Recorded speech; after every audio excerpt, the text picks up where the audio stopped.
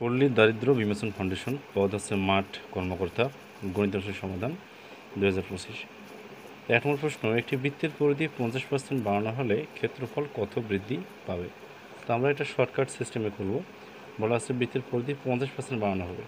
তো সিস্টেমটা হচ্ছে এরকম যে 50 যোগ হচ্ছে এখানে 50, এখানে যোগ দিলাম 50 গুণন 50 ভাগ 100। তো এটা প্রত্যেকটা হচ্ছে পার্সেন্টেজ দেবো, 50% যেহেতু বৃদ্ধি পাবে পার্সেন্টেজ।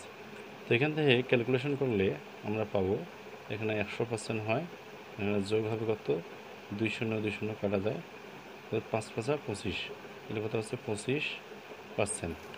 তাহলে যোগ করলে হচ্ছে কত 125%। তাহলে অ্যান্সার হবে 125%। তাহলে একটি বৃত্তের পরিধি 50% বাড়ানো হলে ক্ষেত্রফল বৃদ্ধি পেয়ে হবে কত 125%। এরপরে 2 নম্বর প্রশ্ন, চালের দাম এখানে দেওয়া আছে। চালের দাম 25% বেড়ে যাওয়ায় একজন ব্যক্তি চালের ব্যবহার এমনভাবে কমালেন যেন ব্যয় অপরিবর্তিত থাকে। তিনি শতকরা কত চালের ব্যবহার কমালেন? তো এগুলো করার জন্য এগুলো অনেক পরীক্ষা আছে, অ্যান্সার হচ্ছে 20%। সবাই জানে যে অ্যান্সার 20%। এবার কমন প্রশ্ন। তো এটা শর্টকাট সিস্টেমে যদি আমরা করি, লেন্থি করলে একটা, যদি আমরা লং প্রসেসে করি তাহলে বড় হয়ে যাবে। শর্টকাট সিস্টেমে যদি করি তাহলে যেহেতু এখানে চালের দাম বৃদ্ধি পেয়েছে আর আমরা ব্যবহারটা কমাবো, তাহলে রুলস হচ্ছে উপরে 100 গুণন 25, মানে যত পার্সেন্ট বৃদ্ধি পাবে তত গুণ। আর এখানে হবে কত, যেহেতু বৃদ্ধি পেয়েছে আর আমরা ব্যবহারটা কমাবো, এখানে হবে 100 যোগ 25। তো এটা হচ্ছে শর্টকাট সিস্টেম। তো সমান আমরা পাবো আসছি এখানে কত 25, 100 গুণন 25 ভাগ যোগ করলে কত হচ্ছে 125। তো এখানে কাটাকাটি করলে 5 25 125 আর 5 20 100 সমান কত হচ্ছে 20%। তো এখানে চালের ব্যবহার 20% কমাতে হবে, তাহলে চালের যে ব্যয়বহুল বাড়তি খরচটা হবে না। এর অ্যান্সার হচ্ছে 20%। এরপরে যাব 3 নম্বর প্রশ্ন। 3 নম্বর প্রশ্ন যেটা উল্লেখ করা আছে, z+1/z = √3 হলে z³ + 1/z³ সমান পাঠ। তো এখানে z+1/z সমান √3 দেওয়া আছে। তাই এটা দুটো সিস্টেমে করা যায়, একটা হচ্ছে সূত্রের সাহায্যে করা, এখান থেকে করলে সূত্রের সাহায্যে, আর এখান থেকে করলে অনুশীলনদের সাহায্যে। তো আমরা অনুশীলনদের সাহায্যে দেখব।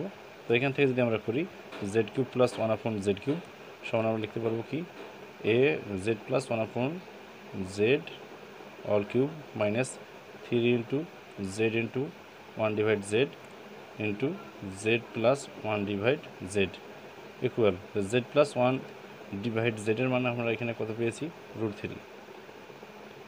√3 বসে দিলাম, √3 তার উপর কিউব মাইনাস z কাটা যাবে, তাহলে 3 এদিকে z+1/z মানে √3, 3√3। তো এটাকে যদি আমরা ক্যালকুলেশন করি, ক্যালকুলেশন করলে এখান থেকে যে মানটা পাচ্ছি কত 3√3 মাইনাস 3√3। তো এখানে কাটাকাটি 0, তাহলে এখানে আমরা পাবো যে অ্যান্সারটা সেটা হচ্ছে কি 0।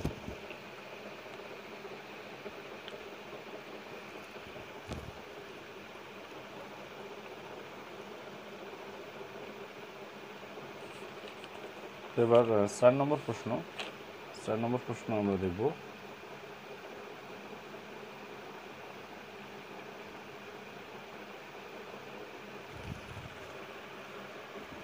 তো 4 নম্বর প্রশ্ন দেওয়া আছে, 3 ধারাবাহিক পূর্ণসংখ্যার গুণফল 120 হলে যোগফল কত? এখানে ধারাবাহিক 3টি পূর্ণসংখ্যা নেব যার গুণফল হবে 120। তো এখানে আমরা যদি করি আর কি 4 5 6, দেখেন 4 গুণন 5 গুণন 6 করলে কত হয়, 4 5 20, 6 20 120, অর্থাৎ এখানে 120 আসবে। এটা ধারাবাহিক 3টা সময় গুণফল, যোগফল করলে কত হয় 4 যোগ 5 সমান 9 6 15। তাহলে অ্যান্সার হবে এখানে 15, যোগ করলে 15 হবে। তো অ্যান্সার হচ্ছে 15। তো এইটা তো এমনিতে বের করে দেখলাম। সাধারণত এটা বের করার জন্য কী সিস্টেম, সেটা হচ্ছে 120কে আমরা উৎপাদক করব। 2 দিয়ে ভাগ করলে কত হয় 60, আবার 2 দিয়ে ভাগ করলে কত হচ্ছে 30, 30কে আবার 2 দিয়ে ভাগ করলে কত হচ্ছে এখানে 15, 15কে যাবে এবার 3 দিয়ে, 3 5 15। তাহলে 120 সমান এখানে পাওয়া যাচ্ছে 2 গুণন 2 গুণন আবার 2 গুণন 3 গুণন 5। তো এখান থেকে যদি আমরা সাজিয়ে লিখি, ক্রমিক আমরা 3টা সংখ্যা নিয়ে আসবো। তার মধ্যে 5 যেহেতু বিজোড়ে থাকবে, এগুলো নিয়ে আমরা ক্রম নিয়ে আসবো। যেমন এখানে 2 দুগুণে গুণ করলে কত হচ্ছে 4, তারপরে 3 দুগুণে 6 গুণন 5, তাহলে এটাকে সাজিয়ে রাখলে হবে 4 গুণন 5 গুণন 6 সমান কত হচ্ছে 120। এটা হচ্ছে বের করার সিস্টেম, অর্থাৎ উৎপাদক করে এরকম করে আমরা বের করতে পারবো। হয়ে গেল 4 নম্বর প্রশ্ন। এবার আসবো 5 নম্বর প্রশ্নে। দেওয়া আছে 30 লিটার মিশ্রণে অ্যাসিড ও পানির অনুপাত 7:3। এই মিশ্রণে কী পরিমাণ পানি মিশালে অনুপাত 3:7 হবে? তো অনুপাতের অঙ্ক তো এগুলো করার জন্য আমরা যে সিস্টেমটা ইউজ করব, যেহেতু এখানে অ্যাসিড ও পানির অনুপাত দেওয়া আছে, আমরা এখানে অ্যাসিডের পরিমাণটা আর পানির পরিমাণটা বের করে নেব। তাহলে 30 লিটার হচ্ছে টোটাল। 30-এর তাহলে যদি আমরা কী নেই, অনুপাত সংখ্যার যোগফল 7 + 3 = 10, আর অ্যাসিডের পরিমাণ যদি বের করি তো উপরে যাবে 7, কাটাকাটি করলে 3 হয়, তাহলে 3 × 7 = 21। তো 21 হচ্ছে এখানে অ্যাসিডের পরিমাণ হচ্ছে এখানে 21 লিটার। এটা পানির পরিমাণ 30 থেকে 21 বাদ দিলে কত হচ্ছে 9 লিটার। 9 হচ্ছে কি পানি। প্রশ্ন যেটা বলছে যে কী পরিমাণ পানি মিশালে অনুপাত 3:7 হবে। তো আমরা এখানে পানির পরিমাণটা দেখব কতটুকু মিশাতে হবে। তাহলে প্রশ্ন অনুযায়ী আমরা লিখতে পারবো, তাহলে এখানে 21 হচ্ছে অ্যাসিড, অনুপাত 9 যোগ ধরলাম যে ক পরিমাণ পানি মিশাবো, তাহলে এটার সমান কত হচ্ছে, অনুপাতটা হয়ে যাবে এখানে 3:7। এটা হচ্ছে সমীকরণ। তো এখান থেকে আমরা লিখতে পারবো 21/9 যোগ ক সমান হচ্ছে 3/7।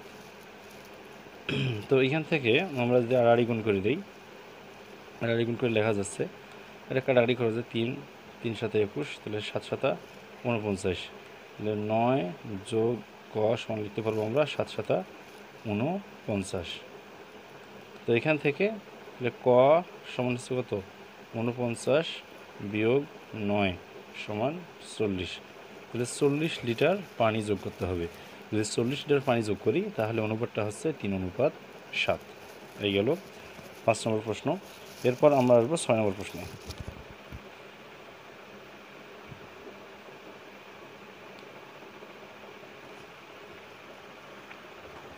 তো এখানে উল্লেখ করা আছে 13 সেন্টিমিটার বৃত্তের ব্যাসার্ধ ইহার কেন্দ্র হতে 5 সেন্টিমিটার দূরে অবস্থিত জ্যা-এর দৈর্ঘ্য কত? এটা যদি বৃত্ত হয়ে যায়, এটা কেন্দ্র, এই বৃত্তের ব্যাসার্ধ হচ্ছে কত 13 সেন্টিমিটার। তো এখান থেকে বলছে যে 5 সেন্টিমিটার দূরে অবস্থিত জ্যা-এর দৈর্ঘ্য কত। তো এটা যদি জ্যা এখানে নিলাম, এটা ধরলাম যে কেন্দ্র থেকে 5 সেন্টিমিটার দূরে, বলছে এই জ্যাটার দৈর্ঘ্যটা কত, এই জ্যা। তাহলে আমরা যেটা জানি যে বৃত্তের কেন্দ্র থেকে কোনো জ্যায়ের উপর লম্ব উক্ত জায়গায় সমদ্বিখণ্ডিত করে, তার মানে এটা এখানে যতটুকু আছে এখানে ততটুকু আছে। তো এটা যদি 13 হয়, এটা যদি 5 হয়, তাহলে পিথাগোরাসের উপপাদ্য যদি আমরা প্রয়োগ করি তাহলে এর মান হচ্ছে 12। এখানে হচ্ছে অতিভুজ স্কোয়ার সমান লম্ব স্কোয়ার প্লাস যে ভূমি স্কোয়ার, এটা করলে আমরা এর মানটা পাবো 12। তো এটা যদি 12 হয় তাহলে এটাও 12 হবে, তাহলে 12 12 24। তাহলে এই দৈর্ঘ্য হচ্ছে কত, জ্যায়ের দৈর্ঘ্য হচ্ছে 24 সেন্টিমিটার। 24 সেন্টিমিটার হয়ে গেল অ্যান্সার। এরপরে আমরা এখন যাব একটি 7 নম্বর প্রশ্ন, যে একটি সংখ্যার 3 গুণের সাথে দ্বিগুণ যোগ করলে, একটি সংখ্যার 3 গুণের সাথে দ্বিগুণ যোগ করলে 90 হয়, সংখ্যাটি কত? এই যে একটা অঙ্ক, ধরলাম সংখ্যাটা ক, তাহলে 3 গ, এখানে 3 ক যোগ হচ্ছে 2 ক সমান হচ্ছে কত 90। তাহলে সলিউশন করলে হচ্ছে 5 ক সমান হচ্ছে 90। এখান থেকে আমরা পাবো ক সমান 5 × 18 90, 18। সংখ্যাটি হচ্ছে 18। তাহলে 18 3 গুণের সাথে 5 গুণ যোগ করলে 90 হয়। আর এখানে 8 নম্বর একটা প্রশ্ন আছে, দশমিকের গুণ, যে 0.1 গুণন 0.01 গুণ হচ্ছে 0.4, এটা ভাগ হচ্ছে 0.02 গুণন 0.002, এর মানটা কত হবে? তো উপরে যে আছে এই রাশিটা যদি আমরা গুণ করি, এই গুণ করলে তাহলে 4 একে 4 মানে 4 আসবে। আর দেখুন এই দশমিকের পর এখানে আছে 1 ঘর, এখানে 2 ঘর, এখানে 1 ঘর, তাহলে 1 আর 1 2, 2 দিয়ে 4, তো দশমিকের পর 4 ঘর হবে, তো এখানে 3টে শূন্য দেবো, 0.004।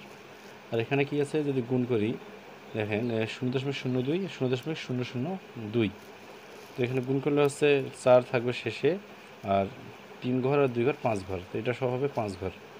1 2 3 4, 4 ধরা 5 ঘর, এই যে এটা। তো এখান থেকে আমরা যদি ক্যালকুলেশনে করে নিই, তো দেখেন যে দশমিকের পর এখানে আছে কয় ঘর, 4 ঘর, এখানে আছে 5 ঘর। এখানে দশমিক যদি আমরা উঠি দিয়ে করি, এখানে দশমিকের জন্য একটা 1, যটা 0 তটা 0, 4টা। এখানে হবে কি দশমিকের জন্য একটা 1, এখানে আছে 1 2 3 4 5টা, 5টা 0 দেবো, 1 2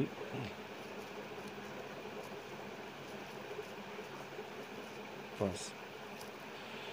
এইগুলো দশমিকের 4 4 কাটা, এটা ভাগ করলে 1 2 3 4, 1 2 3 4, 4টা যাবে, কি থাকে 10। তাহলে অ্যান্সার হচ্ছে এখানে 10, এটা অ্যান্সার।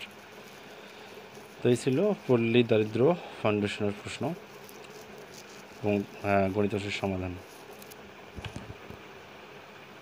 পল্লী দারিদ্র বিমোচন ফাউন্ডেশনের যে পরীক্ষা অনুষ্ঠিত হয়েছে তার এখানে 5টা প্রশ্নের সমাধান দেওয়া আছে। তো এখানে 9 নম্বর যে প্রশ্নটা, x² - 11x + 30 এবং x³ - 4x² - 2x - 15 এর গসাগু কত? তো আমরা প্রথমে মিললাম করবো, x² - 11x + 30, তো এটা যদি আমরা ভাঙি নেই, x² - 5x - 6x + 30 ইকুয়াল, এখান থেকে কমন নেব, x কমন নিলে x - 5 থাকবে, মানে 6 কমন নিলে কত হয়, x - 5।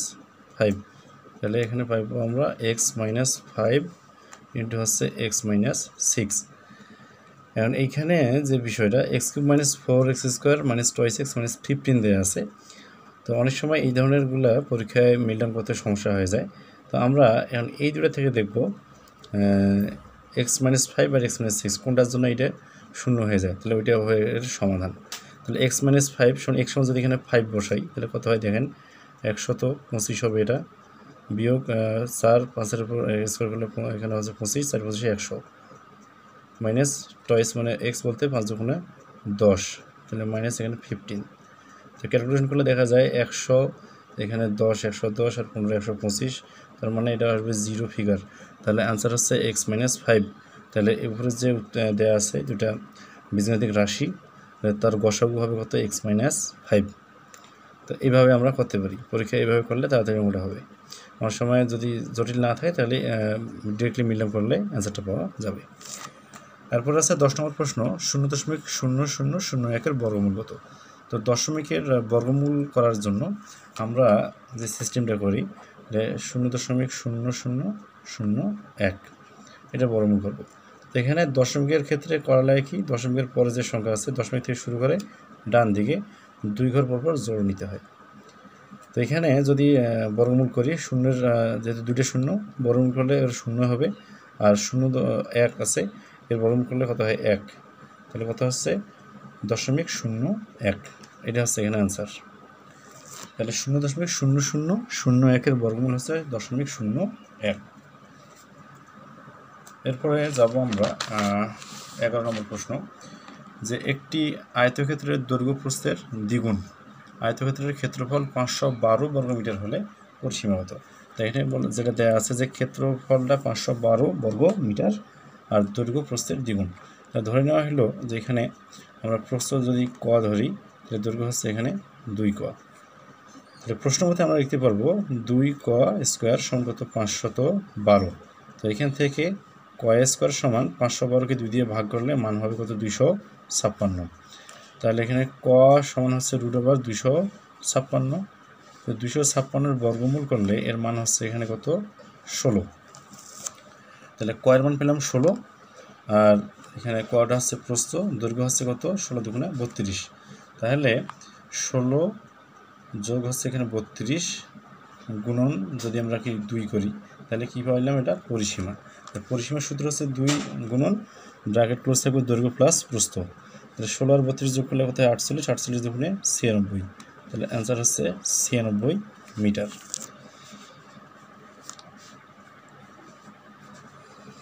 12 নম্বর প্রশ্ন, 2 4 3 7 4 10 5 ধারাটির দশম পদ কত? এখানে ধারা দেওয়া আছে, বলা আছে দশম পদ নির্ণয় করতে হবে। তো দশম পদ নির্ণয়ের জন্য আমরা একটা খেয়াল করি, যেখানে 2, যে একটা পরপর 2, 3, তারপরে 4, এখানে 5, এদিকে যদি দেওয়া যায় তাহলে 4-এর পর আছে 7, 7-এর পরে 10। তো এখানে এই একটা ধারার মধ্যে 2টা ধারা আছে। তো এখানে যদি আমরা নিয়ে যাই দশম পদ পর্যন্ত, তাহলে 4-এর পর 7, তারপর আছে 10, তাহলে 3 3 করে ডিফারেন্স। তাহলে এখানে কত হচ্ছে, 10-এর পর অবশ্যই এখানে হবে পরবর্তী পদটা কত হবে 13, আর এদিকে হবে কত 6।